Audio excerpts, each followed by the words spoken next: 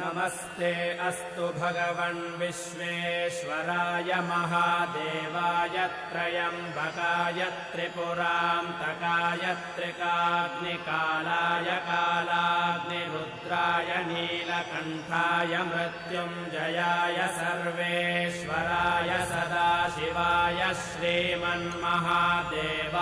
नमः। नमो हिरण्यबाहवे सेनान्ये दिशां च पतये नमो नमो वृक्षेभ्यो हरिकेशेभ्यः पशूनां पतये नमो नमः सस्पिञ्जराय द्विषीमते पथीनां पतये नमो नमो बभ्रुषाय विव्याधिनेन्नानां पतये नमो नमो हरिकेशाय पवीतिने पुष्ट